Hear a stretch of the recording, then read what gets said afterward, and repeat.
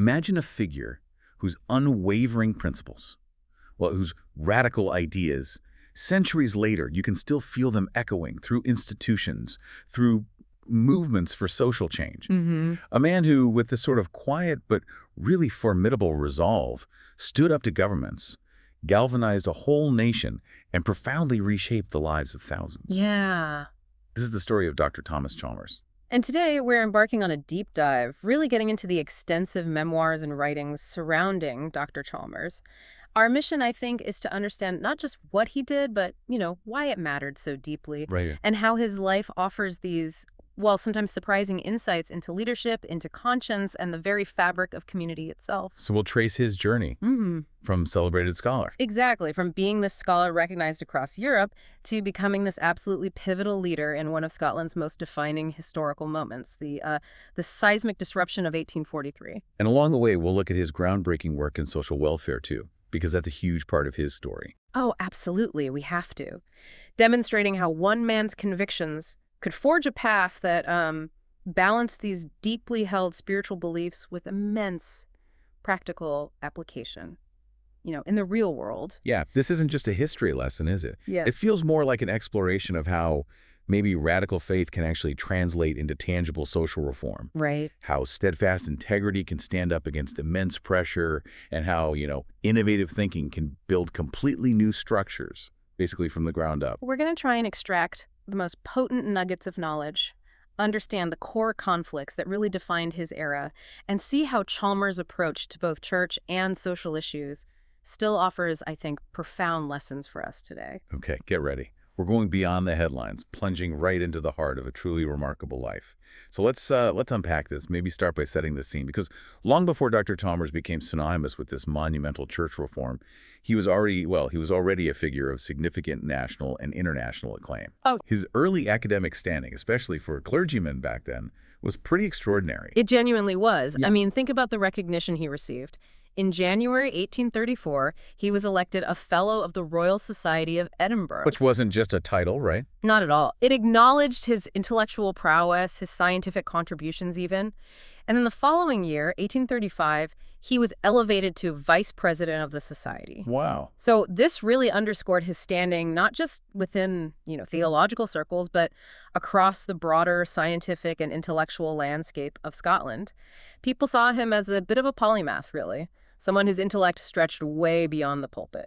And his influence wasn't just limited to Scotland either. You mentioned international recognition. Yeah, that same month, January 1834, he got an even rarer distinction, elected a corresponding member of the Royal Institute of France. The Royal Institute of France. Yeah. For a Scottish clergyman. Exactly. The sources say he felt a high sense of this honor, and you can see why. It was almost unprecedented. It showed his reputation, his ideas were really resonating on a global stage, gave him a platform few of his contemporaries had. And that recognition sort of culminated, didn't it, with that Oxford degree in 1834? It really did. The University of Oxford bestowed upon him the very prestigious degree of Doctor of Laws, the LLD, and the ceremony itself sounds like quite the spectacle. How so? Well, when he was presented, the officiating gentleman gave this soaring Latin speech starting Insignissime Vice Cancellivi, most distinguished vice chancellor. Okay. But what's fascinating is the crowd's reaction. Yeah. When the speaker mentioned Chalmers' eloquence, his defense of the English establishment, and especially his influential Bridgewater treatise on natural theology, there were 3 distinct rounds of applause. 3 distinct rounds. In Oxford. That's practically a standing ovation for that time, surely. Pretty much. It speaks volumes about the impact his work was having. And, he wasn't immune to the pride that came with it. Oh, really? Yeah, he personally wrote about his delight in the scarlet silk gown and black silk cap, even said he planned to take a set back to Scotland. He genuinely saw this Oxford visit as one of the most pleasing incidents in his career. It gives you a glimpse of the human side, doesn't it? This towering figure, capable of immense intellectual work, but also, savoring these moments of personal triumph. Absolutely. But for all the academic acclaim, his early steps into public life weren't without, significant challenges, controversies too. Like the church extension scheme. Exactly. He was tireless in advocating for it, deeply concerned about what he called religious destitution across Scotland. He passionately believed they needed to build more churches, expand their reach, get more people attending. So he went before the Royal Commissioners in 1836. He did. Yeah. Meticulously presenting statistics, outlining the scheme's principles, desperately hoping for that favorable report, which would unlock crucial government funding. He saw it as a vital mission, spiritually uplifting the nation. But then came the accusations about his statistics. That must have hit hard. Oh, incredibly hard. The sources describe his deepest mortification at accusations of total disregard to truth. It's hard to imagine a more direct, personal attack on a man like him. So how did he respond? Did he fight back publicly? Well, this is interesting. His response was profoundly dignified, not really defensive. He said something like, "I never could make their utter groundlessness the subject of an argument with others, far more palpable to myself in the immediate light of my own consciousness." Wow. So he basically said, I know I'm right. I don't need to argue. Pretty much. It suggests he was so confident in his own honesty, so rooted in his conviction, that he felt engaging in a public squabble over something he knew was false was beneath him. It showed remarkable moral fortitude. And did it work? Did people accept that? Eventually, yes. The moral charges were retracted and mutual confidence and regard were restored, which the sources credit to the strength of their common Christianity. This whole episode, along with his involvement in the moderatorship controversy later, really shaped his understanding of the church's challenges, both internal and external, especially its critical financial needs. And the scale of his ambition for the church financially was massive, wasn't it? That £50,000 a year for the Extension Committee. Astonishing for the time, altogether without a precedent in the history of Christian beneficence, as the sources put it. So yeah, he wasn't just a scholar or theologian, he was a powerhouse fundraiser, an organizer, able to marshal huge resources even while dealing with public attacks and internal church politics. That combination, intellectual weight, moral integrity, and this real practical organizational genius that really seems to define him early on. Absolutely. And that practical genius, combined with his unwavering moral compass, brings us nicely to his core ideas, his ideology, particularly on that tricky relationship between church, state, and society. Okay, so what was his fundamental stance there? He firmly believed the state should provide for the religious education of its people. He believed in a national establishment. However, and this is the crucial part, he insisted the state should absolutely not dictate the spiritual functions of the church. That distinction sounds like the fault line for everything that came later. It absolutely was. He put it powerfully in a letter in 1836. He said the church, when it allied with the state, did not make over her liberties to the state. She only made over her services. Services, not liberties. That's a key phrase, like a partnership maybe, but definitely not subservience in spiritual matters. Precisely. And from that flowed what he called his axiom. We are never, in any instance, to depart from the obligations which lie upon us as a Christian church, for the sake either of obtaining or perpetuating the privileges which belong to us as an established church. So spiritual integrity first, state benefits second, always. Always. This wasn't just theory for him. It was the core principle that would guide his actions through all the fierce conflicts ahead. It foreshadows everything, really. And it's fascinating that his concerns weren't just these grand institutional debates. He was also deeply invested in the practical welfare of ordinary people, particularly the working classes. Oh, completely. He had this long-standing, profound interest in the improvement and comfort of our working classes. You see it in 1837 when he went to London to lecture for the Christian Influence Society. And he was targeting influential people there. Yes, trying to reach those who could actually affect broader change. The sources talk about the enthusiasm which prevailed in London, how the great city seemed stirred by him. But he wasn't swayed by the flattery, apparently. Not at all. The sources say all the flattery seemed to produce no effect whatever on him. His mind was entirely absorbed in his great object, which tells you a lot, doesn't it? It really does. A kind of leadership focused entirely on the mission, not the applause. That's rare. Very rare. And he had this pragmatic view that while theological differences mattered, they were ultimately secondary to the inestimable benefit of setting up an apparatus by which a cheap and universal Christian education might be provided. He really focused on the outcome, on the real-world impact on people's lives. Exactly, especially the poor and the unchurched. And it wasn't just theory. He actually went back to science, the studies of his youth, gave familiar lectures on chemistry with a small apparatus in burnt Thailand. Chemistry lectures from a leading theologian. Yeah. He even invited a St. Andrews professor to go with him to Greenock for similar lectures. It shows his deep personal commitment to popular education, making knowledge accessible to everyone, this dual passion, spiritual well-being, and practical education for the masses. That really set the stage for his later revolutionary social work. Okay, so all this background brings us squarely to the gathering storm. The non-intrusion controversy, the clash of jurisdictions. This is where things really heat up. Right, and the seeds were sown about 5 years before the 1838 General Assembly. That's when the evangelical interest became ascendant in the church. Meaning they gained more power within the church structure. Exactly. They recovered long-lost power and critically introduced the veto law. The veto law. Explain that simply for us. Basically, it gave parishioners, the local congregation, the right to reject or veto a minister presented to them by a patron. The patron being the local landowner, usually. Often, yes. For centuries, patrons had the right to appoint ministers, which sometimes meant ministers were forced onto unwilling congregations. The veto law was meant to restore some congregational choice, ensuring a minister had the call, the acceptance of the people. But it immediately caused legal problems, the Octor Order case being the big one. The absolute crucible, 1838 to 1839.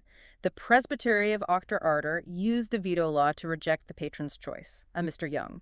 The patron sued, taking it to the civil courts, the Court of Session. Asking them to declare the rejection illegal. What did the Court of Session say initially? They did find the rejection illegal, but crucially, their ruling was a bit ambiguous. It didn't explicitly order the presbytery to ordain Mr. Young. Oh, so what did it say? It said that if the church, the presbytery, stuck to its guns and refused Young, it would forfeit the temporalities of the living. Temporalities, meaning the money, the property. Exactly. The minister's stipend, the glebe land, the church building itself. So the court basically gave the church a choice. Uphold your veto law and lose all state funding and property for that parish, or compromise your spiritual principles to keep the state support. So it didn't command a spiritual act, but imposed a massive financial penalty. Still left the door open for conflict then. Wide open. But the real turning point, the definitive judgment, came from the House of Lords in 1839, the highest court. No appeal. And what was the ruling? Was it less ambiguous? Oh, much less. Lord Brougham and Lord Cottenham ruled explicitly that the existing statutes only recognized personal qualifications, literature, life, and manners as valid grounds for rejecting a minister. Popular dissent, the lack of a call, irrelevant in the eyes of civil law. But wasn't that a new interpretation? Hadn't the church rejected ministers based on lack of popular support before? That's exactly what the sources say. It was a novelty. For centuries, rejections based on the insufficiency of the call had happened without civil courts getting involved. This judgment fundamentally changed the game, altering the perceived relationship between church and state law in Scotland. And the immediate consequence was devastatingly clear. Crystal clear. Whenever a rejection under the veto law took place, a forfeiture of the temporalities of the living would ensue. The church was now in an impossible bind. Betray its principle of non-intrusion, or face crippling financial penalties parish by parish. Which sets the stage perfectly for Chalmers' big moment at the General Assembly of 1839. That wasn't just a church meeting, it was a national event. Absolutely. The place was crowded from early on, packed. The sources say the days of indifference were past. The whole nation knew what was at stake. And into this atmosphere, Chalmers delivered his magnificent oration. 3 hours long, apparently. 3 hours. An incredible feat of sustained argument and eloquence, and it had a huge impact, produced so great and so wide an impression. This was Chalmers at his absolute peak, persuasively laying out the church's position. And his resolution was very cleverly structured, wasn't it? 3 parts. Masterfully done. First, acknowledge and accept the loss of the temporalities for Octor Order. Pragmatic realism, can't avoid that. Okay. Second, crucially, a firm declaration. The principle of non-intrusion, no pastor forced on an unwilling flock, was not to be abandoned. Stand firm on the principle. And third. Third, appoint a committee to talk to the government. Try to prevent further clashes. So accept the immediate loss, defend the core principle, but keep the door open for negotiation. Strategic thinking under immense pressure. And he was very forceful about this spiritual independence, using that phrase about making over services, not liberties. He hammered that point home. The church's courts, he argued, possess an exclusive jurisdiction founded on the Word of God, separate from the civil magistrate, especially in matters touching the doctrine, government, and discipline of the church. Two distinct spheres. Coexisting. But the church's spiritual sphere wasn't subordinate to the state's civil one. That was his core belief. He talked about the majus bonum ecclesiae, the greater good of their unperishable souls, as the ultimate guide. That spiritual good had to take precedence over state privileges or money. And he declared, "We shall make no submission to the court of session." Pretty defiant. Utterly defiant. It was an affirmation that the church's authority came from God, not Parliament, and couldn't be surrendered. He wasn't just posturing, he meant it. He even called out the moderate party within the church, didn't he? Blaming their past policies for weakening the church's connection to the people. He did. He linked Dr. Robertson, a key moderate leader from the past, to the dissevered population from our church and a withering influence over the religion of the families of Scotland. He warned that going back to those policies, allowing civil courts to dictate spiritual matters, would put the Kirk on the brink of its sure annihilation. He saw their approach as fundamentally damaging. So after that powerful declaration, they tried diplomacy, sending deputations to London. But it sounds like that didn't go well. It was a period of profound anxiety and ultimately deep disappointment. From 1839 to 1840, they met with key figures like Lord John Russell and the Prime Minister, Lord Melbourne. And Lord Melbourne wasn't exactly Chalmers' biggest fan, judging by that infamous remark. Reportedly wishing that dead fellow Chalmers was not amongst them. Yes, it perfectly shows the political establishment's irritation. They saw him as this troublesome, unyielding force messing up their neat political order. And Lord Russell, he seemed indifferent. Chalmers certainly thought so. He described Russell's handling of the matter as feckless and fusionless, basically weak and ineffective, like their vital concerns were just being brushed aside. But there was that brief glimmer of hope with Sir James Graham, a conservative figure. There was. Graham gave Chalmers a most frank and friendly reception, unlike the others. Chalmers was thrilled that his printed speech had apparently converted Graham away from demanding specific reasons for a veto towards accepting a simple dissent without reasons. That sounds like a significant concession. It was huge. A rare success, showing Chalmers' arguments could sway powerful figures. It hinted maybe, just maybe, a legislative solution was possible. But then came Lord Aberdeen's bill, meant to be that solution, and it all fell apart, leading to a profound misunderstanding. Exactly. Aberdeen's bill did allow parishioners to object, but critically, it required reasons and only let presbyteries act on personal and legally substantiated objections. Which sounds like it brings the lawyers right back in. Precisely. For Chalmers and his committee, this was an entire and utter exclusion of the liberum arbitrium of presbyteries, their free spiritual judgment. It felt like institutionalizing the civil court intrusion, just dressed up as compromise. And it got personal, too, with accusations flying between Aberdeen and Chalmers. Yes, charges of personal injustice, misunderstandings about who said what. It became quite bitter. Chalmers was left with what he called sore, bitter, crushing disappointment, a really deep personal blow after putting so much effort into finding a path forward. And his conclusion was pretty stark. Devastatingly so. He concluded the conservatives were just as bad as the Whigs for the church's purposes. This wasn't just political frustration, it was a profound realization that led him to declare, "It is for the church now to renounce all dependence upon men." Wow, that's a huge shift. No more relying on the state or politicians. None. He realized the church would have to stand alone to protect its spiritual independence. This set the stage for the really dramatic, unyielding events that led directly to the split. Diplomacy had failed. So diplomacy failed, the political route was blocked. The conflict then escalated to direct confrontation within the church itself, right? The Strathbogie case being the prime example. Right. Strathbogie became the ultimate test case. It started when the Crown nominated a Mr. Kesson. The local presbytery, Strathbogie, was ordered by the General Assembly's commission to induct him. But they were also hit with civil court interdicts injunctions, telling them not to. So they were caught between the church's highest court and the civil courts, a classic catch-22. Exactly. And they chose to obey the civil courts and defy the church's orders. Which was a direct challenge to the General Assembly's authority. How did the Assembly react? Initially, they tried to find a way forward, but the Strathbogie ministers wouldn't back down. So the Assembly of 1840 took the serious step of suspending them. A special committee reported they would neither confess to past error nor give assurance of future submission. Suspension wasn't enough, though. It escalated to deposition in 1841, being completely removed from office. It did. That was the ultimate sanction. Chalmers himself spoke in the assembly, moving for their deposition. He argued forcefully against letting pleas of conscience or obeying civil law override the church's own governance. If they allowed that, he said, the church would be without a creed and without a government. His stance was firm. The Church of Scotland can never give way. That's an incredibly strong statement. What were the actual consequences of deposing their own ministers? Well, for the ministers, it meant loss of their spiritual office within the Church of Scotland. For the church institutionally, it was a profound act of self-definition. They were saying, our spiritual authority is paramount in our sphere, even if it costs us our established status.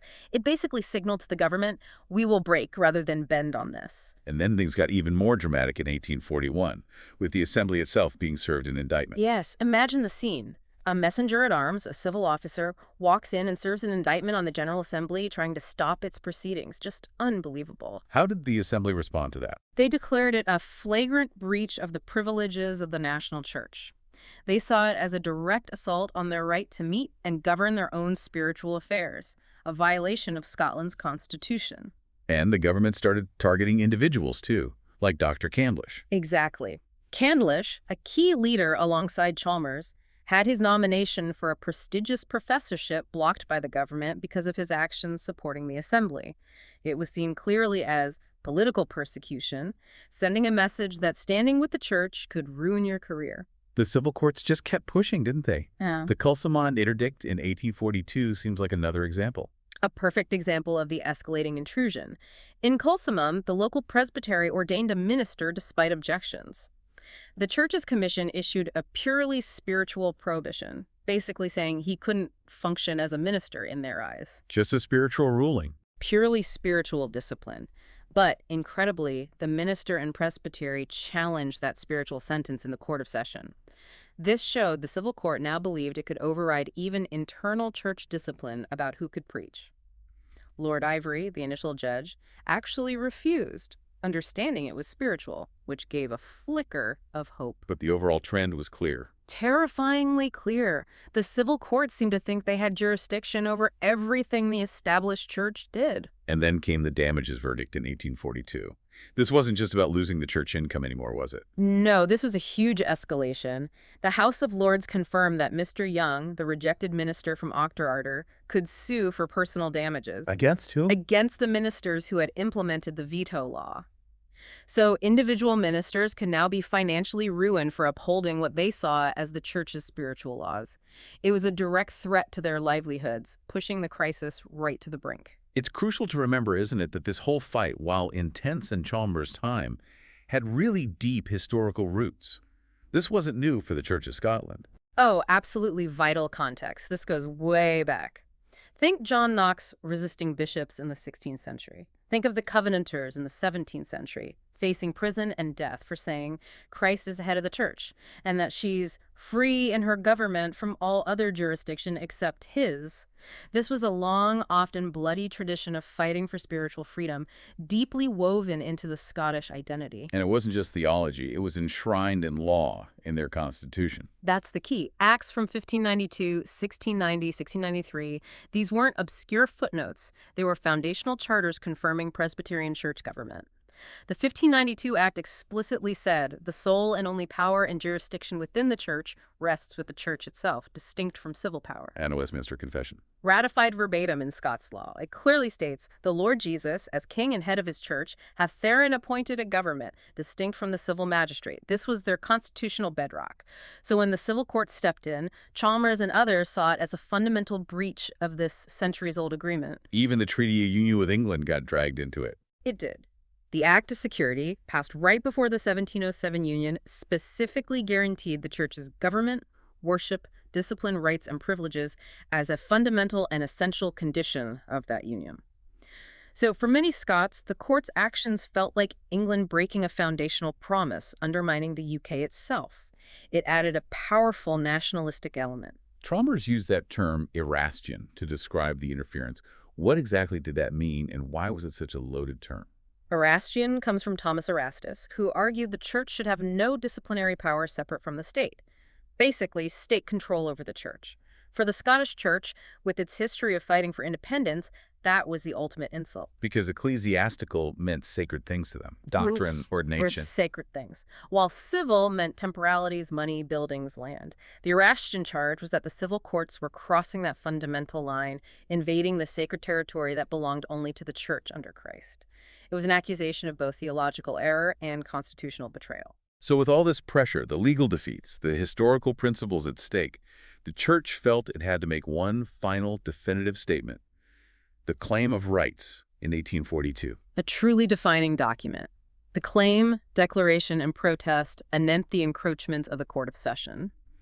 The sources call it the clearest and most consecutive, the most condensed and most comprehensive statement of the church's principles. It was their line in the sand. And what specific things did it claim were exclusively the church's domain? It laid out several non-negotiables: admitting and ordaining ministers, the whole pastoral relationship, preaching the gospel, administering sacraments, spiritual discipline like suspension or deposition, handling discipline cases within church courts, and the right of pastors to sit in those courts and govern spiritually without needing civil permission.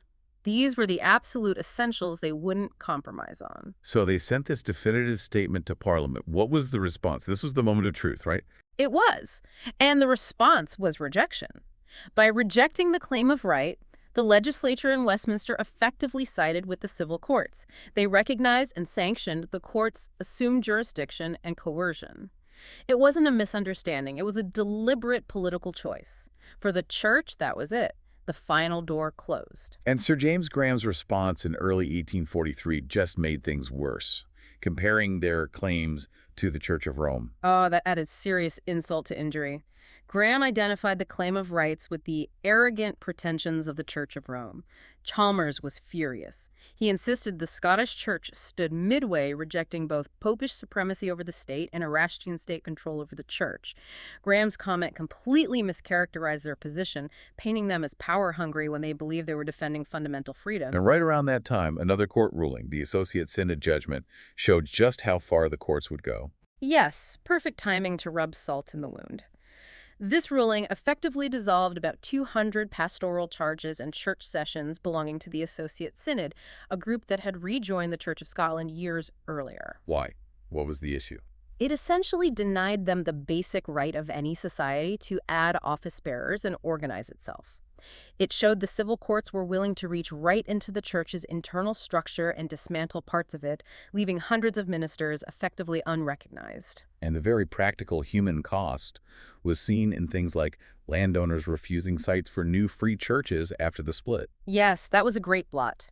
After the disruption, many landowners refused to sell or lease land, forcing congregations to worship outside, sometimes in terrible weather, for years. A really concrete, painful example of the price of dissent and the opposition they faced. Chalmers must have been incredibly frustrated by then, seeing all avenues blocked. His dismay was clear. He lamented that English politicians had sacrificed a principle dear to Scotland, spiritual independence, to a general theory of state control. He found it totally illogical that a freedom safely exercised outside the establishment was suddenly seen as pernicious if exercised within that pale. This uncompromising stance from the government solidified his belief that the disruption wasn't just inevitable, it was a moral necessity. Okay, so all these pressures converging, failed diplomacy, legal defeats, the government digging in its heels, this leads directly to the disruption itself. It started with a really significant meeting, the Convocation in November 1842. That was pivotal. More than just a meeting, it was this deeply solemn gathering of evangelical ministers in Edinburgh. And importantly, it wasn't just the Edinburgh leaders. It was initiated by a broad group of venerable senior clergy from all over Scotland. Why was that important? They specifically wanted to divest it altogether of the aspect of Edinburgh leadership, to make it clear this was a great and general and withal spontaneous remonstrance from the collective conscience of the church nationwide.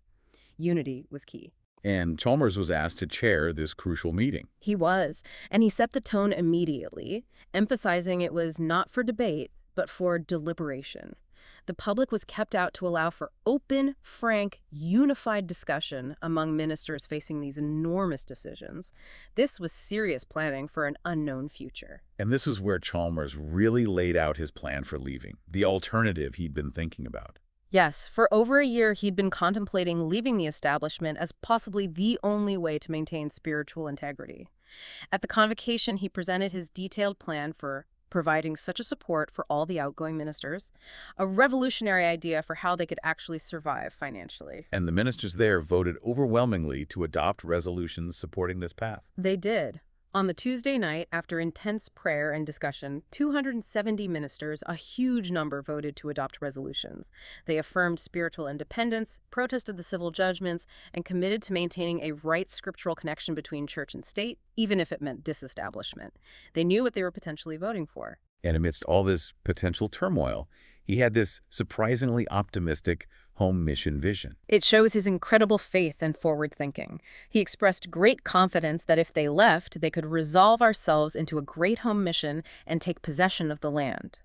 It wasn't just about survival, it was this ambitious vision for evangelism, for reaching every corner of Scotland with the gospel, free from state shackles. Then came the day itself, May 18th, 1843, the day of disruption.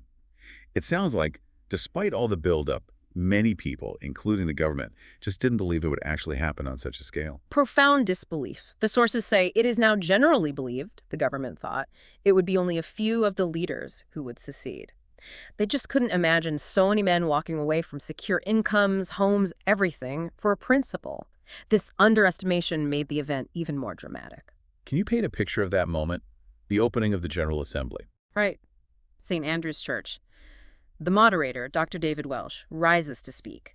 The place is packed, tense, utter silence. Every syllable fell upon the ear amid the breathless stillness. Then he declares that because of the government and legislative actions affecting their rights, we cannot constitute this assembly. Lays down the gavel, dissolves the meeting. And then the walkout, the iconic moment. Truly iconic. Dr. Welsh turns, bows to the Queen's representative, the Lord High Commissioner, and walks out. Chalmers follows immediately, almost with a spring in his step. Then hundreds more ministers and elders rise and join this procession. Not chaotic, but orderly. Very orderly, very determined.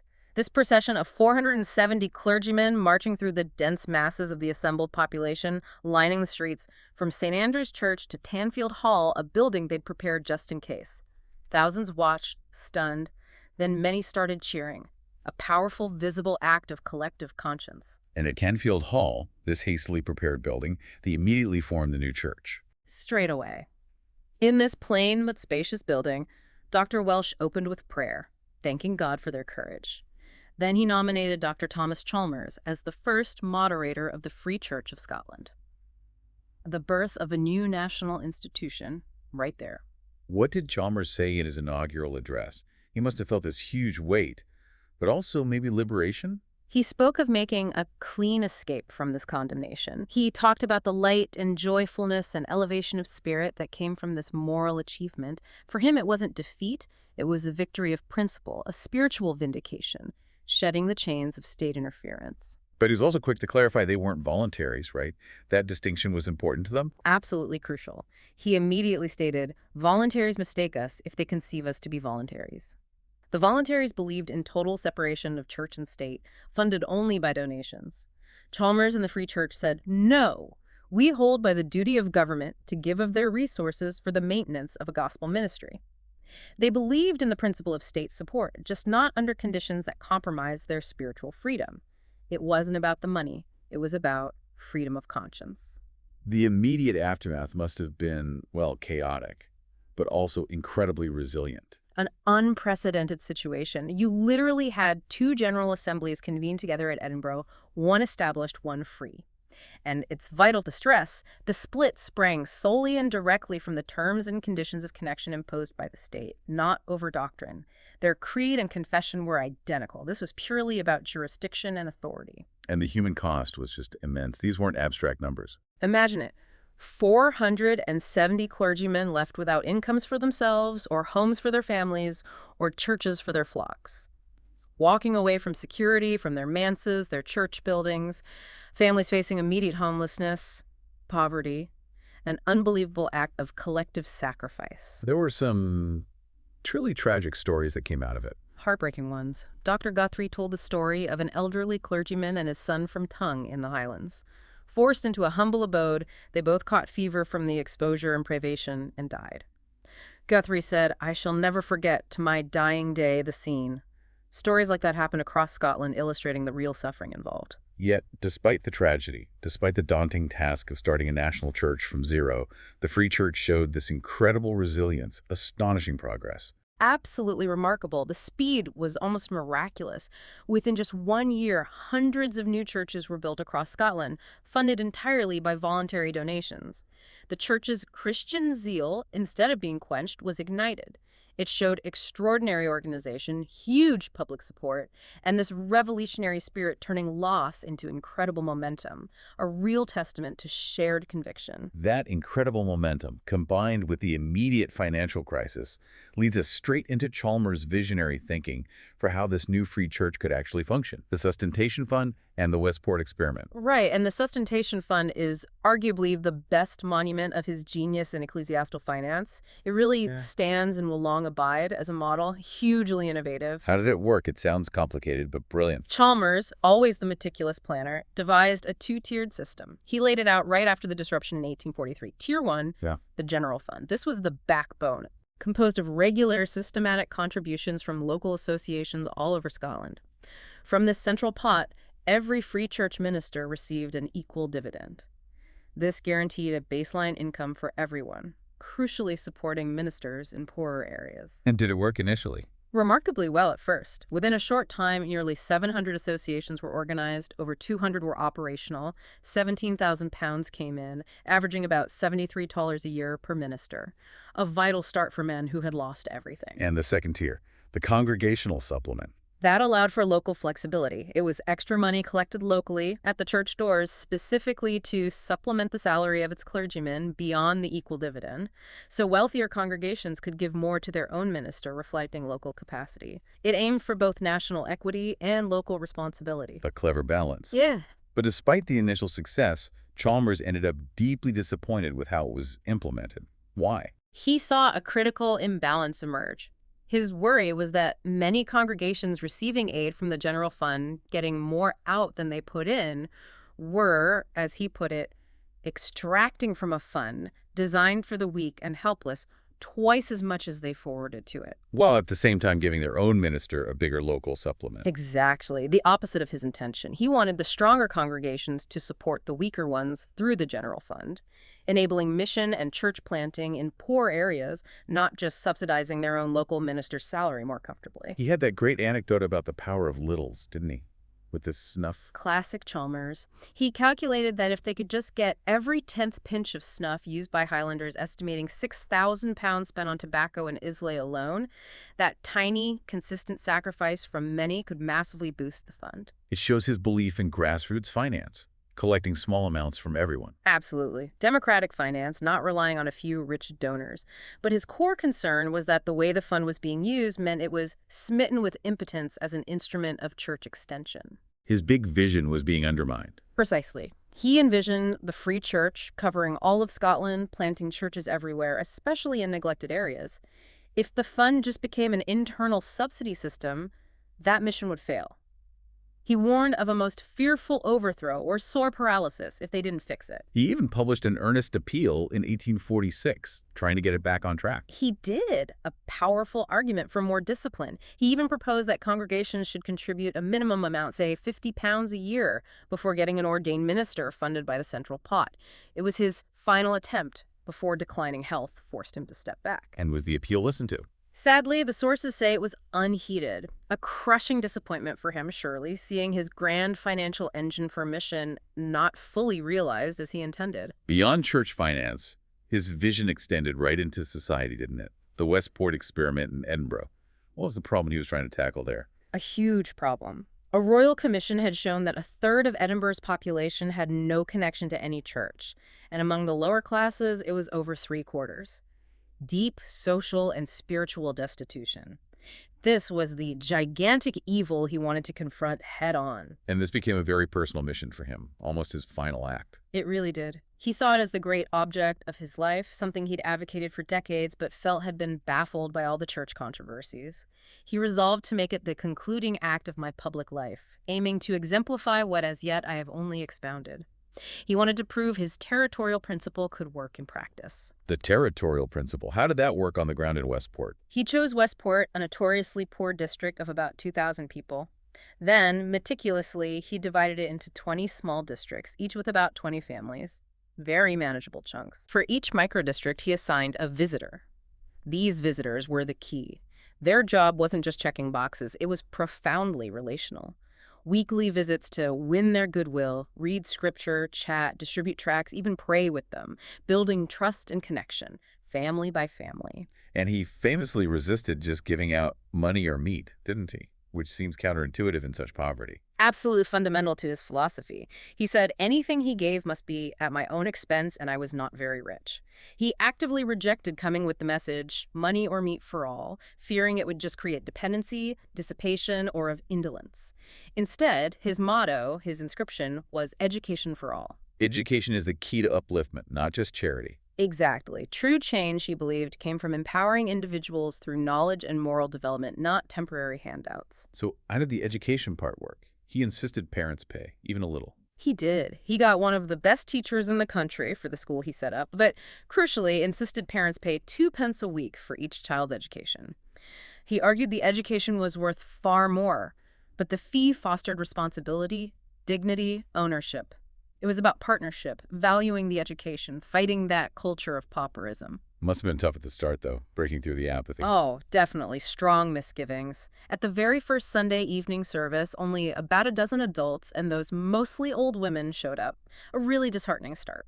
But they persisted. They did. Services continued 3 times every Sunday, and the private agencies, those weekly visitors, kept going with relentless effort. Patience and perseverance were key. And did it pay off? Were there real signs of success after a couple of years? Undeniable transformation by 1845-46. The new church building, funded by Chalmers, saw 300 sittings taken quickly, spiritually engaged, and maybe most striking, of 100 communicants from the district at the First Communion, 80 had never communicated in their lives before. That's profound change. And the school. Did the education for all approach work? Dramatically. When they started, 3/4 of the kids were not in school. That completely flipped. 3/4 were in regular attendance, and parents cheerfully and gratefully paid over £70 a year in fees. The community was investing in itself. Did it spill over into broader community life? Yes. Reports of increased cleanliness and tidiness of the children, quieter Saturday nights and more orderly Sabbaths in a notoriously rough area. Plus, practical things like a library, savings bank, washing house, industrial school for girls all started and succeeded. A holistic approach. And Chalmers stayed personally involved. Deeply. Preaching often, addressing meetings, praying daily for the work, connecting every practical effort back to his spiritual core. So even with challenges like all the pubs still there, he saw real hope. He did. Not utopia, but streaks and dawnings of a better day, undeniable progress. He hoped to depart in peace and leave the further prosecution to the next generation. It proved his localized relational model could work even in the toughest places. A powerful legacy. This incredible drive, this vision, it clearly came from a very deep inner life, didn't it? A life of principle and intense piety. Let's look at his personal habits, his own struggles. He was certainly a man of immense discipline. That Latin motto, nulla die sine linea, no day without a line, he applied that rigorously to his writing, his severe composition. It wasn't just a habit, it was like a core commitment. And those slightly odd numerical adjustments for mundane tasks, like his razor. Yes, adding 1 strop each day up to a max, then reversing, or finding a new route to the university daily, logging their lengths. It sounds eccentric maybe, but it highlights this profound dedication to self-mastery. Discipline in small things, translating to rigor in big things. It shows the meticulousness he brought to everything. Even his breakfast table became an intellectual hub. Often, discussing everything from the English church to Puseyism with whoever was there, shows his ongoing intellectual curiosity, his willingness to engage in debate freely. But his private journals show a more vulnerable side. Real spiritual struggle. Oh, absolutely. Raw, honest insights. He wrestled with faith and works the anteriority of confidence in Christ to the keeping of his commandments. He constantly reminded himself to lay hold of Christ as my propitiation every morning. These weren't just routine prayers. They were deep, daily spiritual exercises. And he was very aware of his own flaws, his temper. Painfully aware. He wrote, "I have sad infirmities of temper. My God, help me. How miserably deficient in the grace of endurance." That honesty is quite humanizing. He actively sought to overcome his weaknesses. And his commitment to Sunday observance, even using it for acts of compassion. Yes, his new system of Sunday readings, just prayerfully reading scripture, but then dedicating Sunday evenings to writing letters of sympathy to bereaved families, shows a deep, compassionate nature beneath the public figure. And his prayers for the church during those turbulent times must have been intense. You feel it in the journals. "Hide me in my pavilion, God, from the strife of tongues. Defend the church." It's a man deeply reliant on his faith, seeking divine help constantly, personally, and for the institution he loved.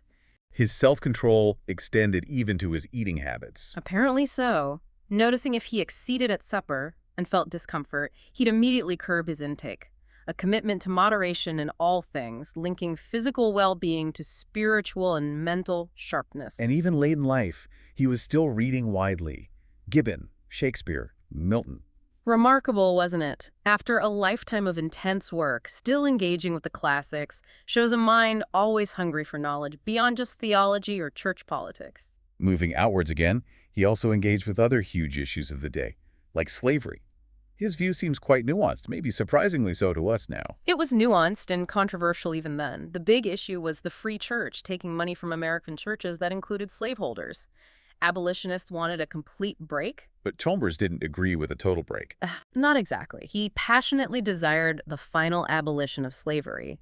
But he made a distinction between the sin of the system itself and the possibility of a Christian slaveholder, someone trapped in the system who might still be a genuine Christian, perhaps even working towards emancipation. He argued against a wholesale anathema or automatic excommunication. Why? What was his reasoning? His focus was on mission and transformation. He advocated for strong church discipline against the vices often associated with slaveholding cruelty, immorality, etc. But he worried that refusing all contact or support would cut off opportunities for conversion and change. He didn't want purity tests to cripple the church's core mission of spreading the gospel, a pragmatic, if uncomfortable, stance for many. And his views on government funding for education were also quite pragmatic, especially when the government started funding all schools, regardless of religion. Yes, another example of his adaptability. Ideally, he wanted the state to be sufficiently theological to fund only true Christian education. But, failing that, recognizing the political reality, he argued the next best thing was for the government to fund the secular aspects only and abstain from introducing the element of religion at all. Leaving religion entirely to voluntary effort, Churches. And charities. Exactly. He believed religion would be the immediate product, not of legislation, but of the Christian and philanthropic zeal.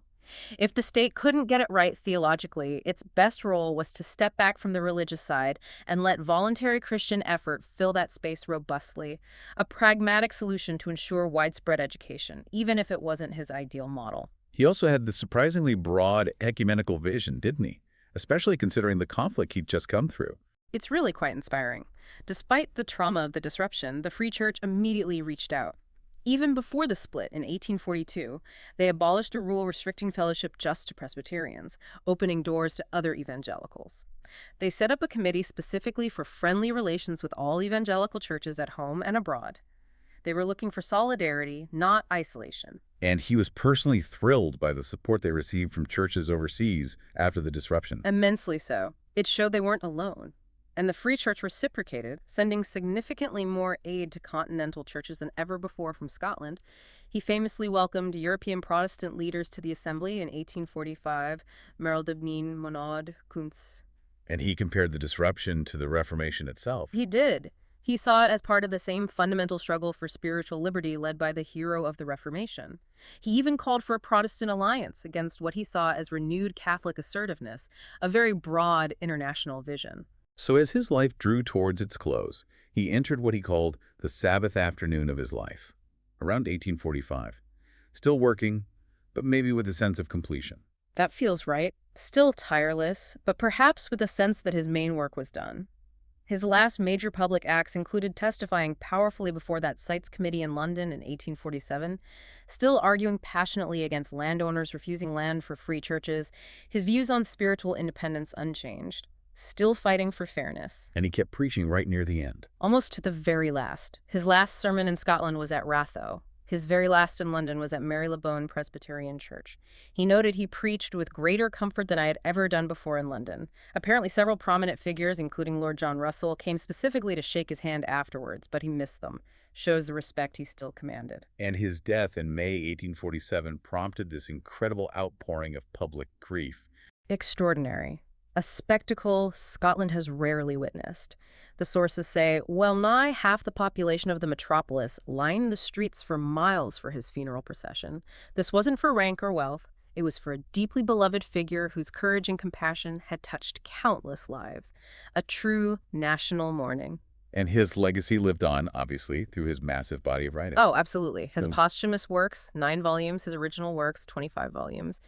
They continued to shape theological and social thought for generations. He was writing his Institutes of Theology and his popular daily scripture readings simultaneously in his later years. Just incredible lifelong dedication.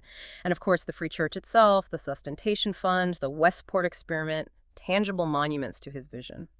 So we've journeyed through this remarkable life, Dr. Thomas Chalmers, a man of profound conviction, visionary action, from that intellectual prowess recognized across Europe to his absolutely unyielding stand for the spiritual independence of the church. We've seen how he navigated just immense pressure. Sacrificing comfort, security, everything, really, for principle. But his legacy, as you've shown, it stretches so far beyond just church debates, doesn't it? Right into the fabric of Scottish society, that pioneering social work, that belief in transforming communities through education and connection. Absolutely. Chalmers really teaches us about the power of principle, but also about the strategic genius you need to build something new from scratch, and the deep practical compassion required to actually lift up the most vulnerable. He had that guiding star, didn't he? The majus bonum populi, the greater good of the people, their souls. It wasn't just talk. He lived it, from the pulpit to the poorest alleys of Edinburgh. His life really shows that true leadership often demands these incredibly radical choices. But those choices, if they're fueled by deep conviction, can lead to unexpected joy, unexpected transformation on a huge scale. You know, in our world today, grappling with these huge complex problems, information overload, often feeling powerless against big impersonal systems, Chalmers' territorial principle, that intensely focused, localized, relational approach, it feels like a powerful counter-narrative. It really does. It reminds us that maybe profound change can start small. With genuine human connection, with disciplined, persistent effort focused on specific needs in a specific place. So here's a thought to leave you with. What might it look like for us to apply something like that intensely localized relational approach to the unoccupied spaces, the struggling families in our own communities today? Could we, like Chalmers, seek transformation one small district at a time, not necessarily coming with money or meat, but with genuine connection, maybe empowering education and an unwavering belief in the dignity and potential within people? His story really invites us to ask ourselves, doesn't it? What are the fundamental principles we would be willing to sacrifice for? Knowing that commitment, that kind of conviction could lead to unexpected joy and maybe leave a legacy that lasts far beyond our own time.